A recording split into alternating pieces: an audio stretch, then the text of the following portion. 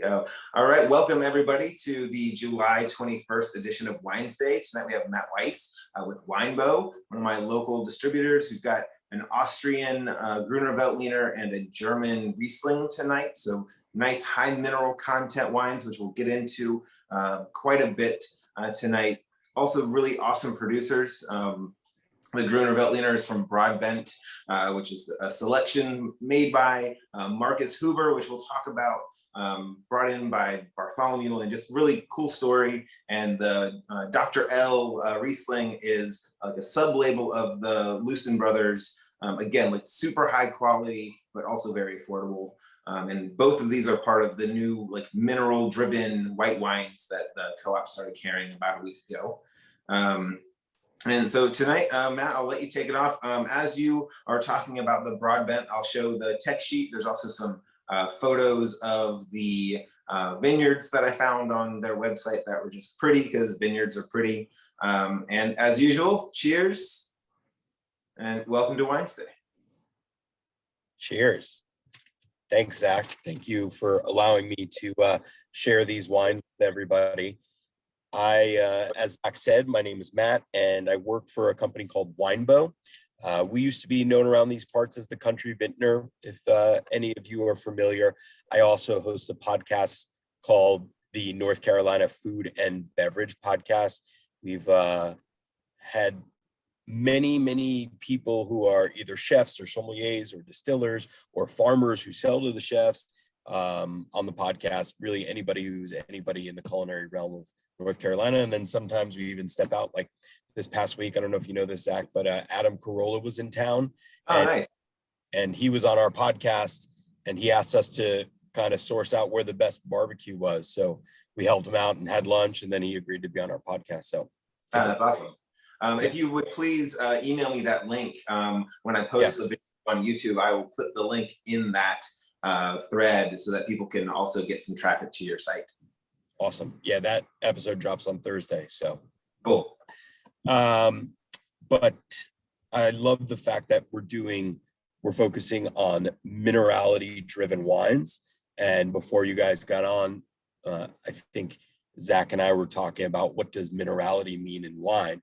By the way, I know you guys are on mute, those listening in, but if you want to ask a question or chime in, please feel free to. I really appreciate an interactive session. Yeah, Alexander. I think this question is too late for having the wine now, but I was curious, should these two wines be chilled prior to having them? Yes, definitely. And some people sometimes say that as Americans, we drink our wines too cold, but wines such as this, you can get as cold as you want for sure, because of that minerality, actually. And so what we're drinking here is Broadbent's Gruner Veltliner. We'll start with that. That's the one. Yep. Beautiful package there. So Gruner Veltliner is a wonderful varietal that really took shape or kind of gained fame, I would say, in the late 90s, early 2000s. And you started seeing it everywhere, especially like in big cities, New York and Los Angeles, Chicago. It really became popular and took off. One of the reasons that I think has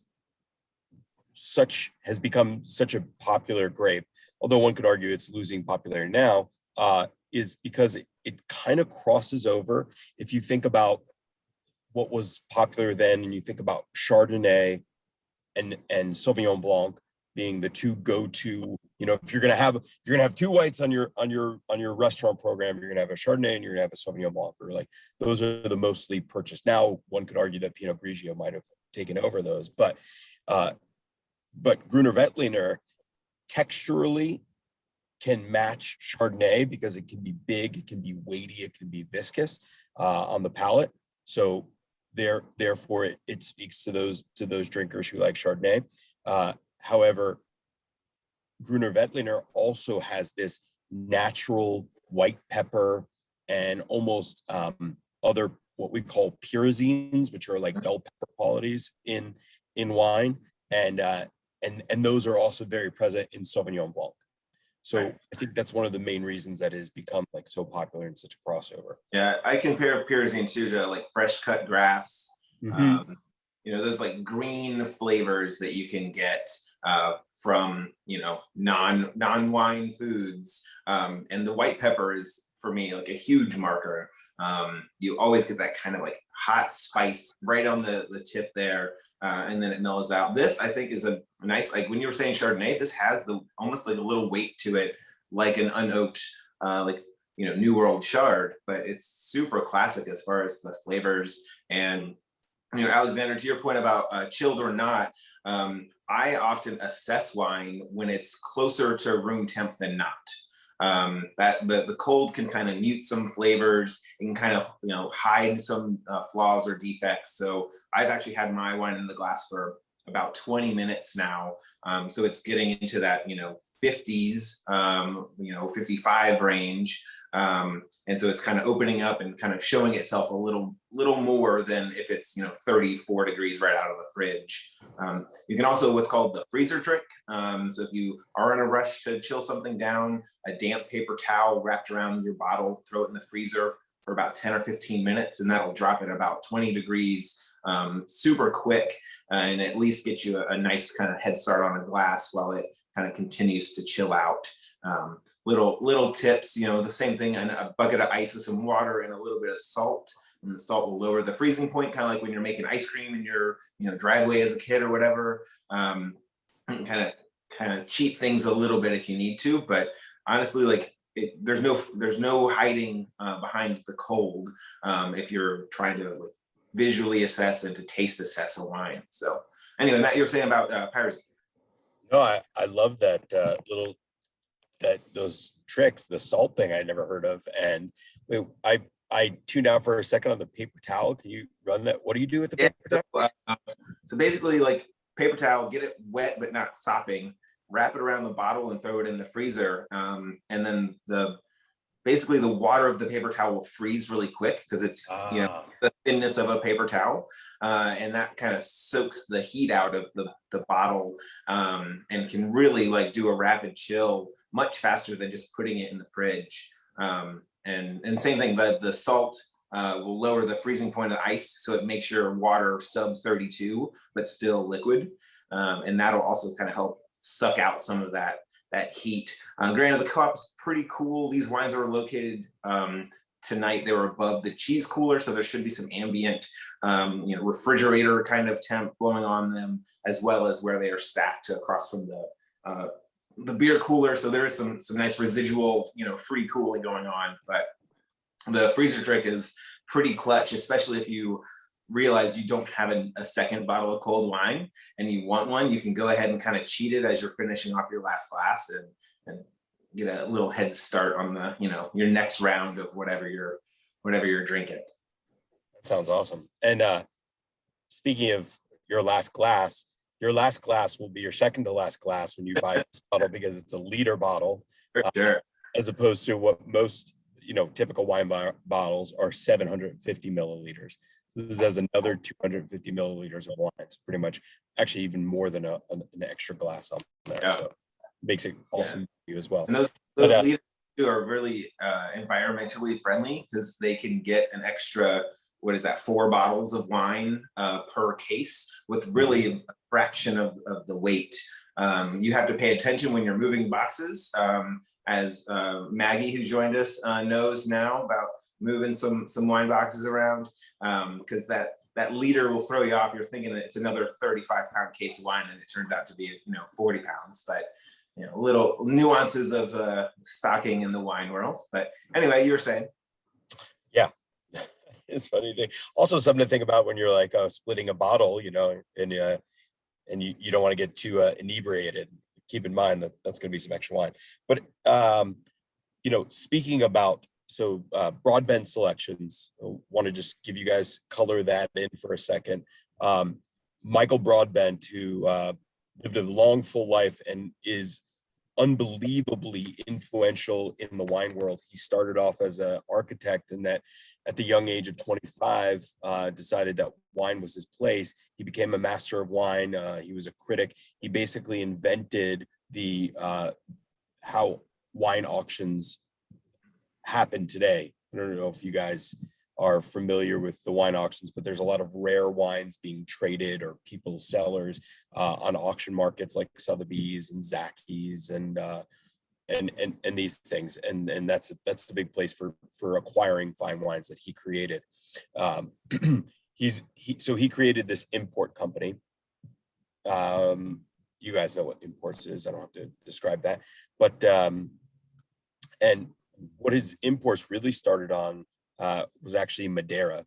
And so without Michael Broadbent, I don't think that we would really be drinking Madeira, or Madeira would have made it to this country, because Madeira is this remote island a couple 100 miles off the coast of Portugal that makes this cooked wine that's kind of similar to sherry.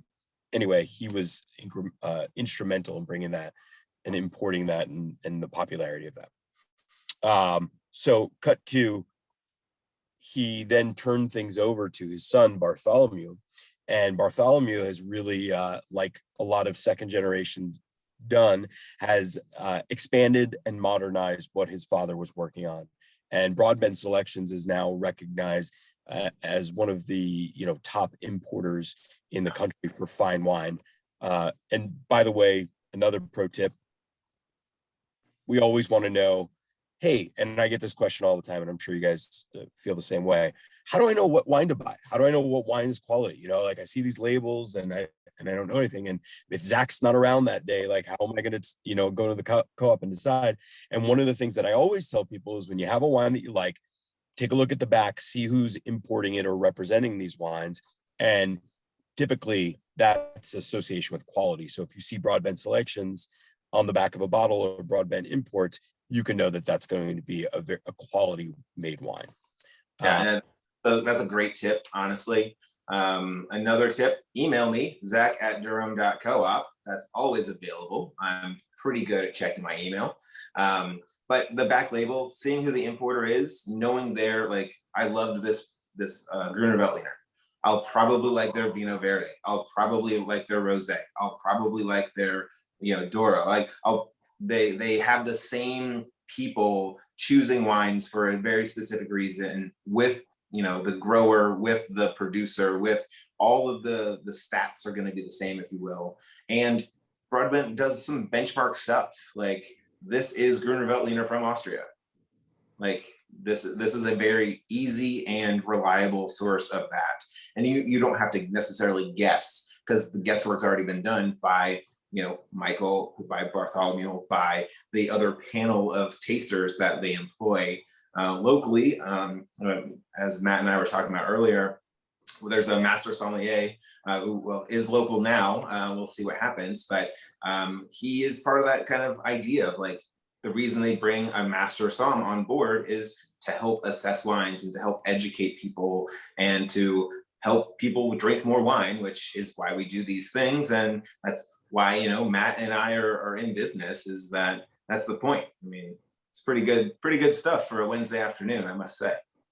Absolutely. Yeah. And so that speaks exactly to what Bartholomew's kind of vision for Broadbent Selection was. And, great. You got Madeira, you got some of these benchmark Portuguese wines and South African wines that they have, but how many people every day are drinking Madeira or these, esoteric kind of Portuguese wines, especially at that time? And so he realized quickly that they needed a little bit more of stuff to drink on a Wednesday afternoon, which this wine is perfect for. And so Bartholomew and his tasting team got together with one of their winemakers that they were already importing their wines. His name is Marcus Huber, and he makes actually a delicious sparkling rosé, which I need to talk to you about, Zach. But All right. it's some other great Austrian wines, and said, you have a great vision. You have great relationships with winemakers around you. I'm thinking I want a Gruner Veltliner. I want it around this price point, and I want it in a liter bottle. And so then they get together and they source and they find it. And they kind of hit a mark in a way, which is one way to go about great winemaking as well. And you know, another thing then getting into the liter bottle, and also maybe one of the wines because you started buying that Mongreville bag in a box. I want to say also that alternative vessels for wine, being other than bottles or corks, are a great way to save money on wine, because guess what? Bottles and corks are super expensive. And so when you're buying a liter bottle, it's actually better because you're not paying as much ratio wise for that wine in there because it's a liter bottle. So right. Yeah, we're seeing, I mean, canned wine is obviously 5 years ago was kind of faux pas, and now it's definitely mainstream. I've got non-alcoholic wine in a can now. Whoever thought that was a thing, but it is. Isn't that just grape juice? Kind of, but it's still fermented, and then the alcohol. Yeah, I think they centrifuge it off or something, and it's interesting stuff. You know, for the sober curious out there, we do have some options for you. And you know, bag and box Tetra Pak. So I've seen liter, like, you know, juice boxes basically of wine that, again, it's a vessel. We're still getting the same quality juice. The technology that's in the bag and box, or even just a bag, which we used to carry just a bag of wine, has come a long way. It's not just like swill in a box anymore. It's quality wine that we sell typically in the bottle as well, that we have a, you know, much better price point on with a bag and box. So I think that's a great point. Thank you, Matt. My pleasure. Yeah, go ahead. Can I ask you, Zach, since you're speaking about what's the most frugal but also the most environmentally conscious option, what do you think I mean, do you think big bottles like the 1 liter is the best thing and then recycle it at a grocery store? Or what do you think is the best between frugal and environmental? I would have to say that it's going to be kind of a toss up between a liter bottle and a bag and box. Bag and box, you can usually get a wine that would be $10 or $12 a bottle, will be closer to 8 to 10. Where this Gruner, if you were to buy a 750, so like I can get the Marcus Huber from Matt, and it's the same cost for a 750 or thereabouts as it is for a liter of Broadbent. So you're getting a bottle and a third for the same price as a bottle, which would make this roughly $10 a bottle for what is, you know, like what Matt and I were saying, like this is benchmark Gruner, and that's kind of what you know, if somebody said this is Gruner Veltliner, you'd be like, yes, it is. You know, there's no kind of oddball point to it. So does that answer your question? Cool. Yeah, I'll just piggyback on that and say that I think best, if I understand your question clearly, I think bag in the box is actually the best vessel because it lasts the longest. So if you have a bag in the box, that wine is not touching any air because it's sealed in that bag. So you're getting, you know, a 15 liter or 20 liter box, and you can have that wine for weeks, literally. The only problem is that you don't have as wide of a selection, you know, that not that many wineries are putting their great juice because there's still a negative connotation with bag in the box. But as Zach said, we're slowly getting away from that. So back to this Gruner Veltliner though, place. So in Austria, you have pretty much as a country, 1 out of every 3 vines is Gruner Veltliner. And even more so in this area called the Niederösterreich, it's like 2 out of every three vines are planted to Gruner Veltliner. And so what we talked about before we got sort of online, Zach and I were talking about how to describe minerality in wine because he's focusing on that now, and you've probably noticed the selection in the co-op, or maybe, you know, if you've looked at it and said, oh, these wines have a somewhat of a theme here that I'm seeing. And I love that because we often forget about minerality. And for me, even as a wine professional, I often have a hard time describing what that means in a way that sounds appetizing. So actually, that brings us up to a good point. And Maggie, Abby, Martha, Alexander, when I say to you, "Oh, this wine has a lot of minerality to it," what does that mean to you? Anybody feel free to chime in, or Maggie, you want to take this one? Yeah. Oh, Alexander might. She might know more than me. I mean, without actually knowing at all, the first thing that pops into my head is the same thing, like when you get mineral water. So that I don't know, but that's my ignorant answer. No, that's not an ignorant answer at all. And I think like if you do pay attention to especially sourced minerality from mineral water versus spring water, or even just deionized or reverse osmosis or whatever, how like kind of clean and kind of flat they taste, where there's another flavor. It's not necessarily like umami, it's not that like savoriness, which Madeira definitely has that quality to it, kind of circling back around. But this, has that, as Matt and I were talking, like a rockiness to it. There's definitely something else going on that is not fruit, it's not flowers, it's not, there's not a food that describes it as well. Yeah. I gotta say that when you guys were talking before 5:30 about tasting rocks as a kid, like I tasted a lot of rocks, and that was actually a really desirable trait in my mind. I like that, and flint is often used as a word, I think, in this arena. Mm-hmm. But I think that's like a real positive. I love a good minerally flinty wine, particularly in the summertime. I mean, the notion, Zach, that's your theme for July, I guess, over there. That you're doing minerals. I think that's a great term for it. And there's nothing bad about tasting a rock as far as I'm concerned. Right. Well, I need more people like you, because when I say that to people, like tasting a wet rock, they look at me like, I don't want to do that. Not with my wine, But I think, Zach, you did really turn my brain around about it. And when you said, like, because salt, right? Salt is mineral.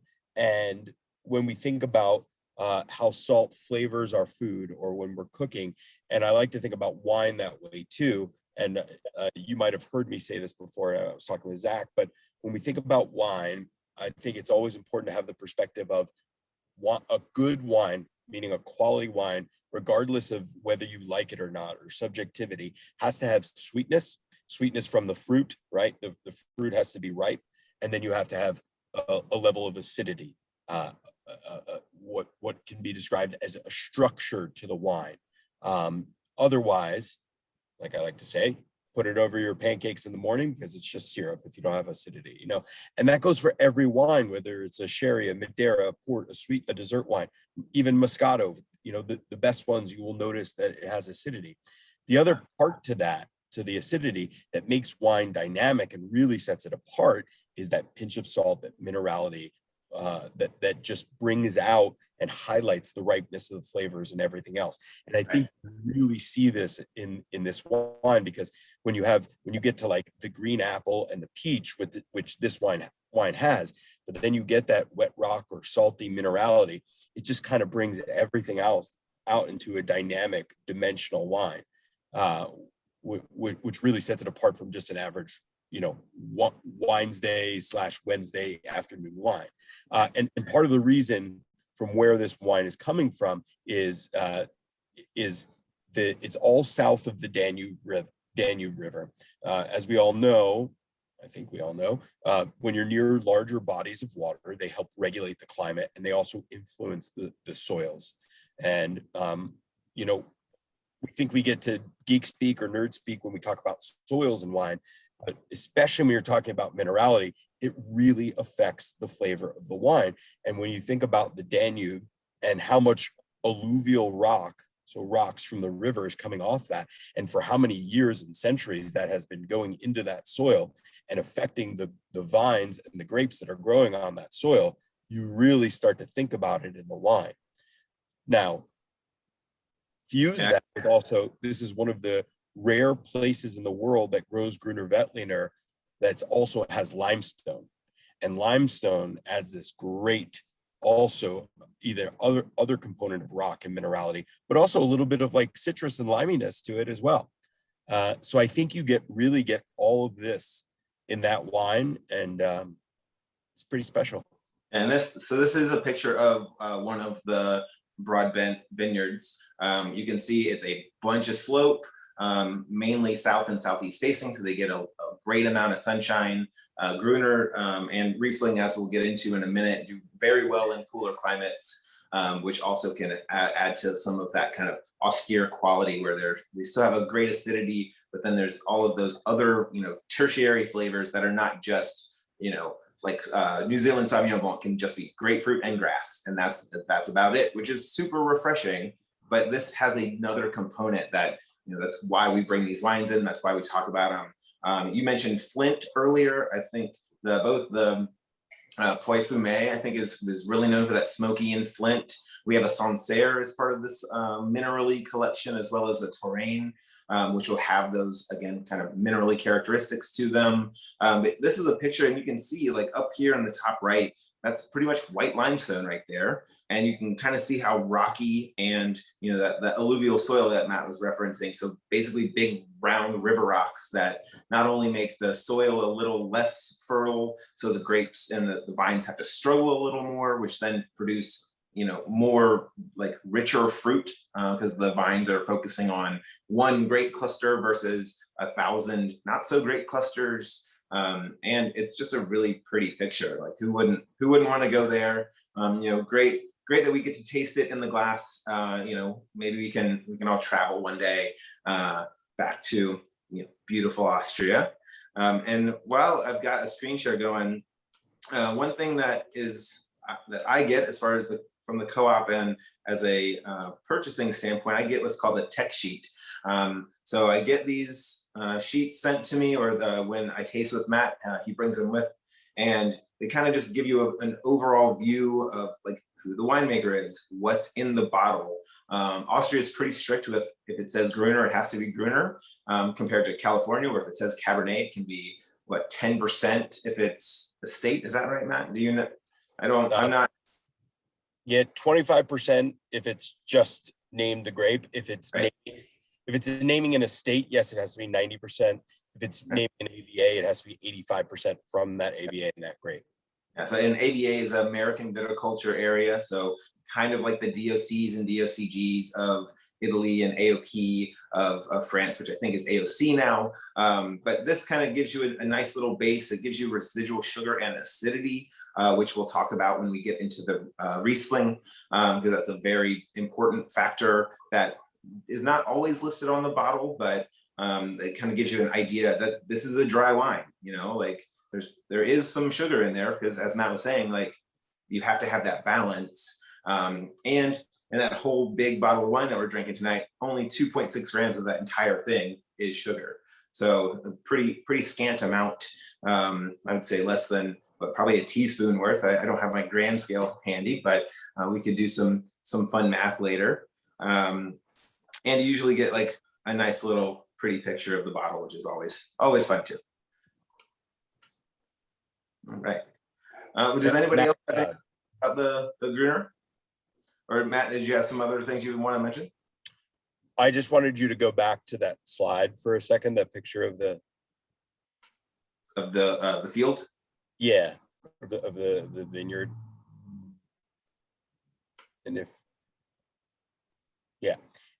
so one thing, just because these slides are awesome and that you have that, we talked about something called pyrazines earlier, what it adds, that fresh cut grass, or that bell pepper quality to it. And in winemaking, the way that you manage that is that what's called the canopy. So if you see and you look at all the leaves around the vines on there, so you see these are like very meticulously kind of cut and cropped, and so that's a tool that you can use in the vineyard, because if the grape gets full sunshine and you remove the canopy, those pyrazines will be erased. The sun will essentially cancel them out. However, if you leave some of it, then the pyrazines will stay in the wine. So you can see that's really a choice of the vigneron or the vineyard manager. And as we always say, great wines are made in the vineyard, not in the winery. Yeah, and that's also a fall picture. You can tell by how like golden everything is. And then this looks to be before even bud break happens. So we're right at. So bud break is the first sign of leaves on grapevine. It's kind of from there's 104 days or something like that between bud break and harvest. And now with climate change, things are kind of changing around that. But just kind of just again, pretty picture. Let's all go to Austria and drink some Gruner. I think that would be fun. And on our way there, we could drink some Riesling. Yeah. And our second wine tonight is the Dr. L by the Luzin Brothers dry Riesling. We carry the other Dr. L label as well. There's some others, there's some estate versions that if you are ever interested, please email me. I'll talk to Matt and we can special order you some. They are not everyday priced as the Dr. L line is, but they are all estate grown and very, very curated. Not that this wine isn't, but they've got another attention to detail that these, a little more affordable wines don't necessarily get all of the extreme love that when you're paying $40 or $50 for a white wine that you're gonna get.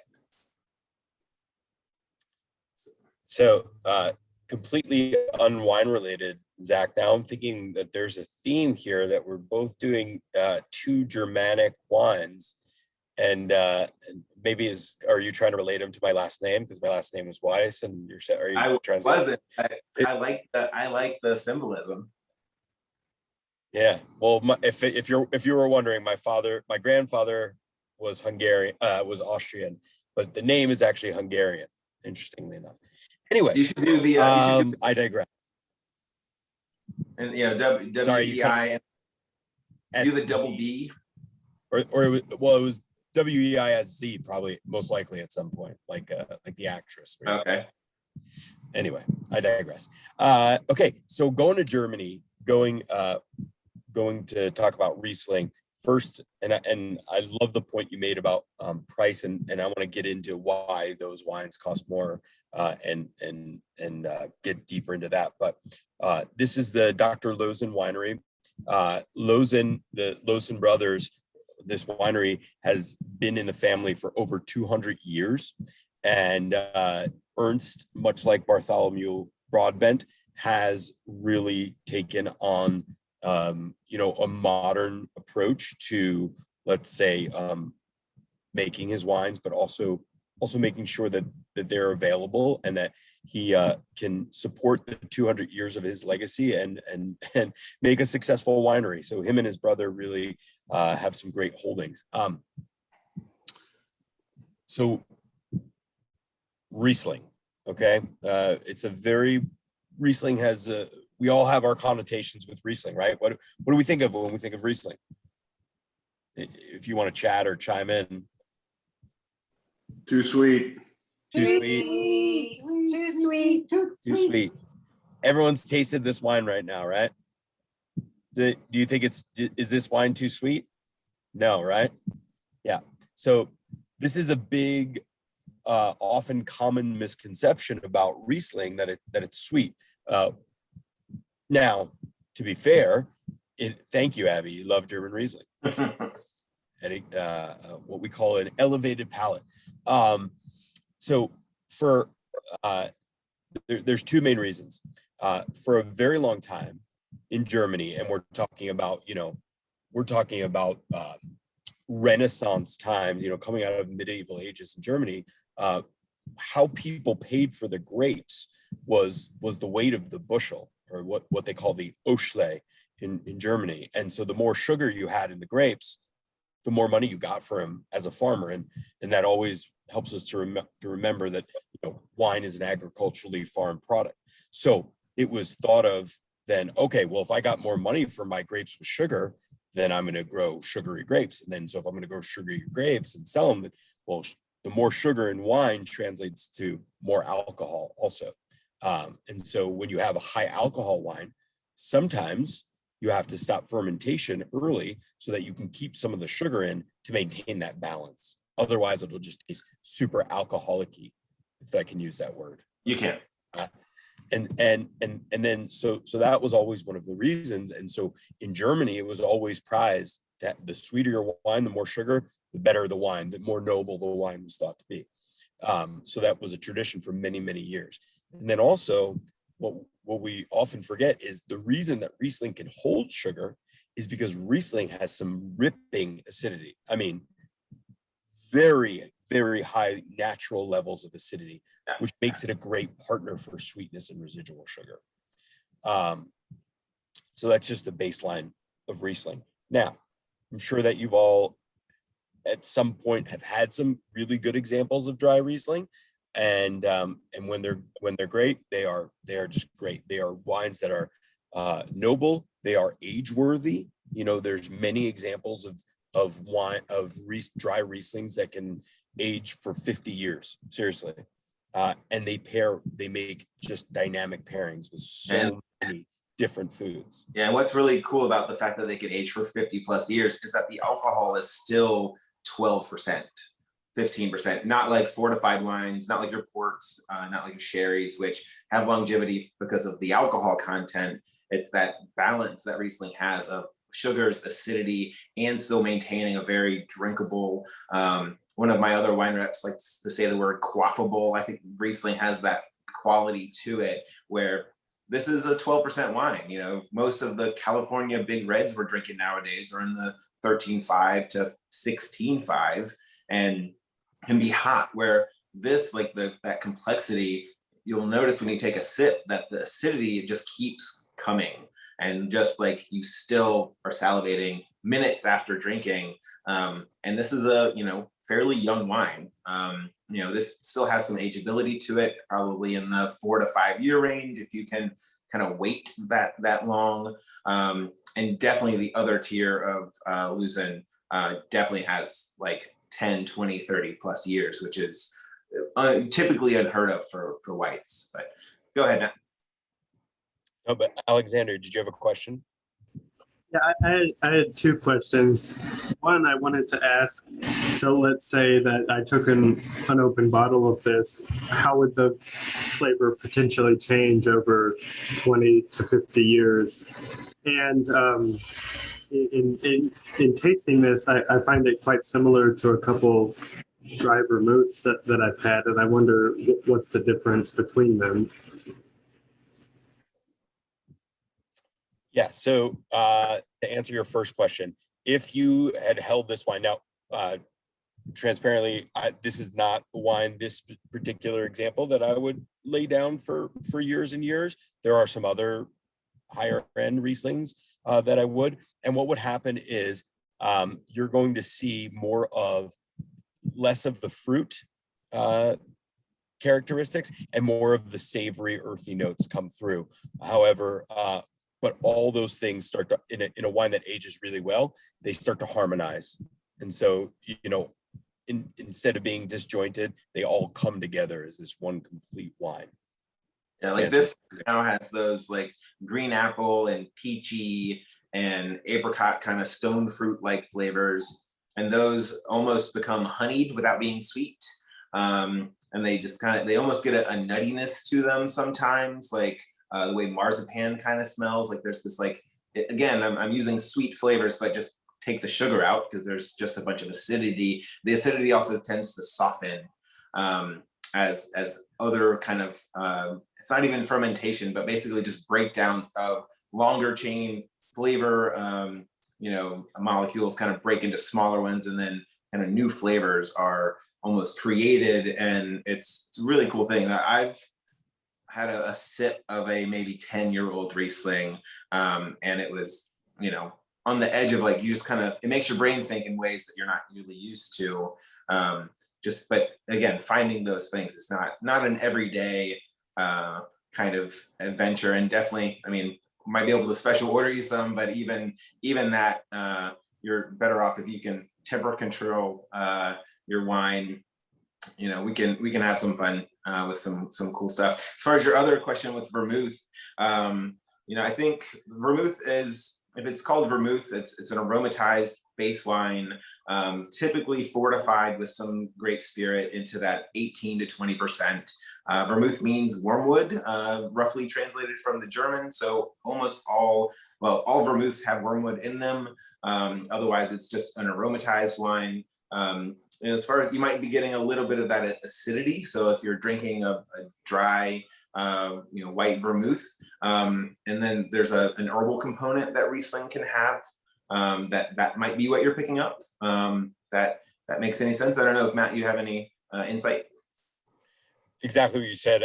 I think that it's the aromatized wine, and you're putting in also like ginger root, also roots, Yeah. and sometimes tree bark and all types of things. Which also, but when you're aromatizing the wine, that Riesling is also extremely floral, and so there could be like floral components to aromatized wines as well, which I think can definitely match on that similarity level. Cool. So back to Dr. Lozen. And by the way, Zach, we do offer some library releases time to time, especially throughout the Lozen portfolio, because they also represent a couple of other wineries. Okay. So right now, the wines we're drinking are from the region called the Mosel. It's a confluence of three rivers: the Mosel, the Suhr, and the Ruhr. The Saar and the Ruhr, Ruwer. And these three rivers, again, create this just pocket of a land that is meant for growing unbelievably great wine. Also, Zach, I don't know if you have pictures of the vineyards there. You can see it a little bit in the tech sheet, but these in the Mosel, you can only hand harvest wines. You can't use machines to harvest the grapes because it's so steep. I mean, there have been people that have died. It's literally that steep because they're falling off and falling down, you know, the mountain and into the river. But that makes for also great water runoff on the mountains. And so the vines really need to work for water or to hold water, and that makes the vine strong, which in turn makes better grapes, which in turn makes better wine. So a couple of reasons that this area is world renowned for great wine, great Riesling. Also hundreds of years of know-how. And so when we talk about why this Riesling, you know, so the Lozen brothers, they have some unbelievable holdings. When I say holdings, I mean they own vineyards that are known to be, okay, from, you know, this spot over here, this has, there you go, dynamic Rieslings from the steep slopes. You know, this over here has the best soils and these grow the best grapes, you know, and so then you would make that into a single vineyard if there's an area of land that is decidedly better than the rest of the land around it. And so wines from there can become very expensive because there's only so much of grapes and there's only so much wines that you can have from those places. And so they have a lot of those, and some of those go into their higher end wines. However, there's a good amount of growing area in this in the area. And so what the Lozen brothers decide to do is saying, hey, we want to make a wine that's really excellent. It represents the Mosel, and it represents this great drier Rieslings that we can make here, but we want it in an affordable way, but that still represents our name. And so then they'll go and they'll talk to, you know, their wealth of growers around them, because everyone's growing grapes. And so instead of using their own estate, which, by the way, anybody who knows who's ever farmed anything, it's much more expensive to farm your own stuff, ironically, than to go buy stuff.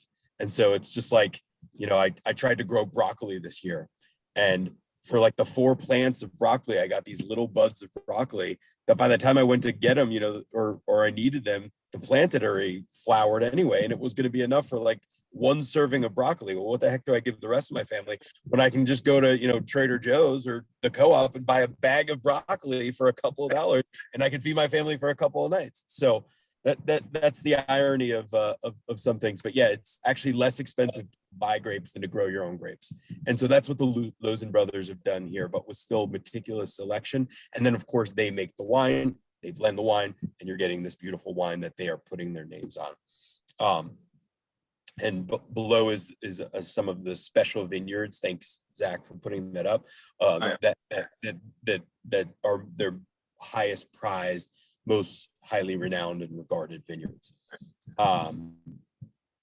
So the other thing about that is if you can go back to the tech sheet of the sweetness level, and as we talk about versus. Actually, I have another thing. So that on the bottom of tech sheet, there's, if you go to drinkriesling.com, there's the International Riesling Foundation, or association, that basically made a sweetness level for folks. And Dr. L joined this, and you can see here. Yeah, on the first tech sheet that you had, I think, or the first sheet, it was on there. So this is what the IRF, so International Riesling Foundation, has sent to people who have joined, who are obviously Riesling producers, and they have kind of point blank said, this is dry, this is medium sweet, and this is sweet. And it can be an easy thing in the store if you can kind of remember, like, high acid, low sugar is dry.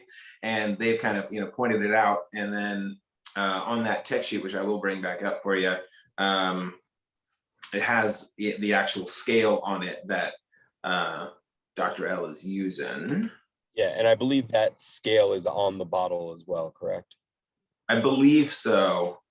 You can see, like, right here at the bottom, if you can see that or not. So this is something that the Alsatians actually developed, because with Alsace, before they did this with Riesling there, you never knew what you were going to get. Right. It could be like sickly sweet or bone dry, and you never knew. So they the Alsatians were a little bit ahead of their time in marketing, at least for the old world, because not only they're one of the only regions in France, or the first region in France, that started to label their wines by varietal as opposed to just the region. But so this is a really good scale if you want to try Riesling and you like this and be like, hey, well, I like Riesling, but I like dry Riesling. And then so try and look for the scale, because it's very simple. Another pro. IRF on the bottom, you'll see that little IRF on the, and that is the actual scale, not just like, hey, this is dry to us. It is a science-backed scale. Right, based on technical data. So if you look also here, Zach, back to that for a second. There. Just put your mouth around the, so you see alcohol 12%, and then you see the residual sweetness. So the sugar that's left in is 8.8 grams per liter. Well, now so if you remember back to the Gruner Veltliner, the Gruner Veltliner had 2.6 grams per liter, right? However, the acidity levels was like 6. Yeah. So that was a bone dry wine. This has more residual sugar, right, than the acidity. But if you look at the acidity, 7.2 grams per liter. So already higher than the Gruner, and in harmony with the sweetness. So what they call a dry wine in Germany is this level called Cabernet. And to be a Cabernet level, the residual sugar has to be within 5 grams per liter of the acidity. So this would be considered a very dry wine, or as far as that. And so the one other thing about that, that you can most often see this, it's not 100%, but if the wine is above 11.5% alcohol for Riesling, the higher the alcohol, often the drier it's going to be. Okay. And to get back to that for a second, because I said earlier, well, when you have higher sugar levels in the vineyard, that you're that leads to higher potential alcohol in the wine, right? So that's true, but then there's a difference between the phenolic ripeness, and I know phenolic ripeness meaning how ripe the grape is on the vine, versus leaving sugar in. So your residual sugar is meaning you didn't ferment it all the way to bone dry. And so that's a choice a winery or winemaker has. But to make the most balanced and the best to give you, the end consumer, the best snapshot, if you will, of what that vineyard was producing. And you can also, like, if you can still side by side these, but the Gruner almost feels a little sweeter compared to the Riesling, even though the Riesling has literally 3.5 times more sugar in it, because of how much acid is kind of backing it up.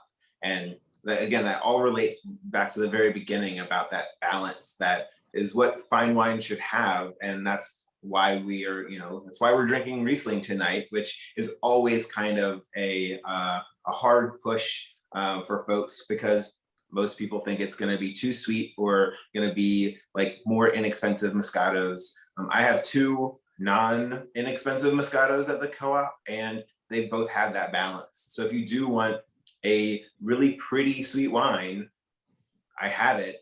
It's not everybody's cup of tea, obviously, but they are out there. They're just not as, they've kind of fallen out of favor, especially with what we kind of eat today. And I think Riesling is a great food wine. The little bit of sweet, the high acid, I mean, this screams like Asian, Thai, Vietnamese, like something funky, fish sauce, with some heat to it. And then that sweet and the acid is just a really beautiful combination. And I think the Gruner would also support really well, but I think that little bit of sweetness that this Riesling has really can handle some pretty good spicy spice.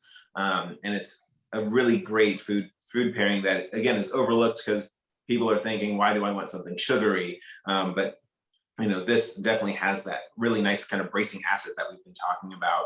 And I also think it has the minerality. Again, that's kind of the theme of what we've been doing. Obviously, peaches, stone fruit, right on the nose. But once you get into it, it has that, river rock kind of thing going on.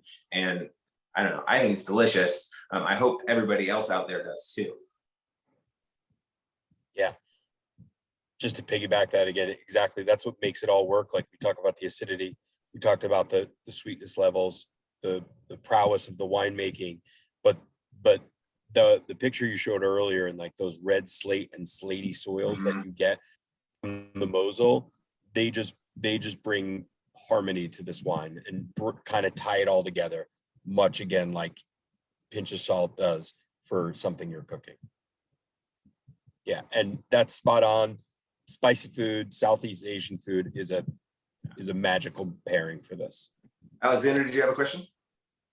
Yeah, I wanted to ask, when you're showing the sheet that has the grams of sugar per liter, that makes sense. But the grams of acidity per liter, how are they measuring grams of acidity? What exactly does that mean? It's the tartaric acid in the wine that you can measure. Yeah, so tartrates, or if you've ever baked and made a meringue and used cream of tartar, that's what this is. So wines produce it. They actually used to harvest it from the inside of white wine barrels, and they would just scrape the inside of the barrels to get the tartaric acid. But that's what they're weighing, and that's that really high tone acid that especially this is showing.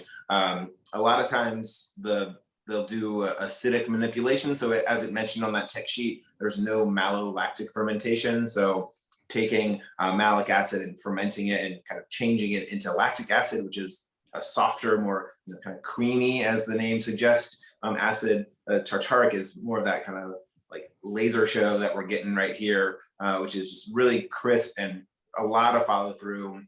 You take a sip, a couple minutes later, you're still salivating. That's where that acid is coming in.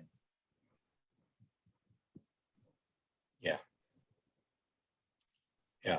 I also think just as another thing to try the Riesling with, obviously, I think we all do love food. Any types of raw bar, but specifically like crudo that has like a fruit component to it or something like that, or like like a gelée or something like that is always a really good one. Yeah. Did you guys have a question? Jalapenos on them too, which gives you the spice, the sweetness, and everything. Right. What do you guys think about cheeses that fit well with these wines? Wine and cheese makes a pretty quick dinner for us sometimes. Sure. What sorts of cheeses would you tend to favor with the sort of wines you're serving tonight? For me, like that's a personal tradition after probably every 9 of 10 wines days is cheese night. So I'm well with you there. I would say that these are pretty forgiving. The Riesling, I think, would go really well with something nice and funky. So if you picked up some Taleggio or some Langres or some Grayson or some Danziger from the co-op, some washed rind cheeses, I think like the funk and the sweet, and then they typically have like a fattiness to them and like a overt heavy cream kind of milkiness to them that the acid would kind of help clean it off your palate. For the Gruner, I would stick, again, medium to mild cheeses. The Gruyere, if you picked up some Beaufort, well, when we had that, or Comté, those like nutty Alpine cheeses, again, they have a salinity to them that's not over the top. But again, the acidity is going to really help clean up the palate, which is the whole point for me, of pairing things together, is that they are complementary. They're not just overpowering. And I wouldn't drink this Riesling with a ribeye steak. It might be delicious, but it wouldn't be my personal thing. But salty meats would do really well. I think truffles would actually do really nicely because that earthy, and then again that like clean like minerality that both of these wines offer. And so if you have any of those kind of things at the house, if you've not tried the French Emmentaler that's in the display case, it kind of just hangs out.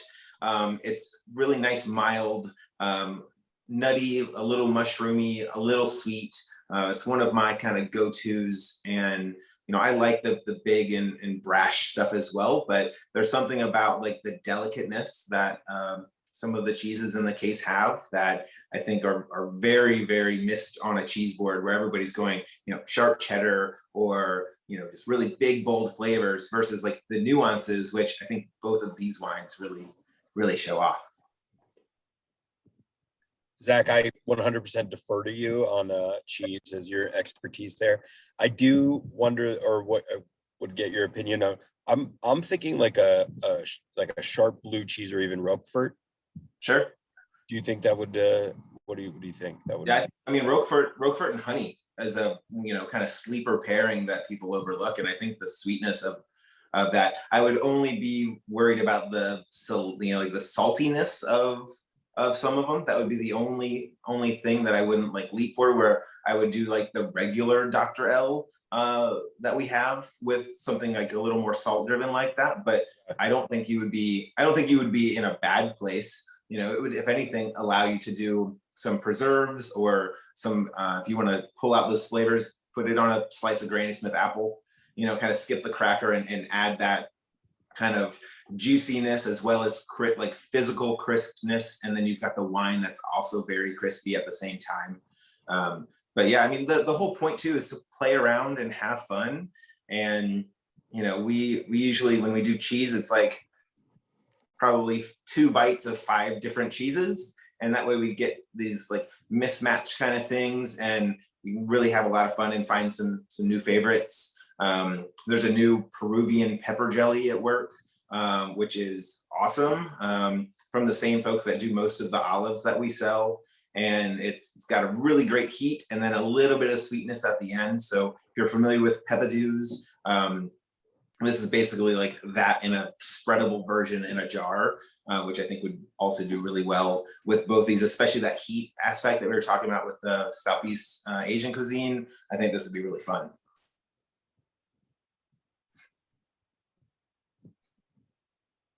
Great. Are there any other questions tonight? No.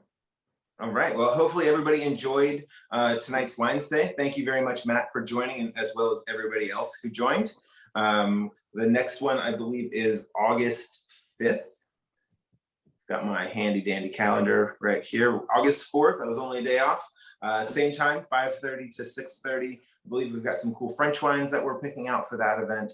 And this will be posted on YouTube if you would like to watch it again or share it with your friends and family who also like drinking good wine. Thanks again, and we'll see you next time.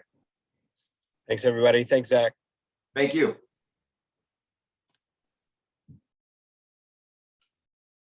Thank you.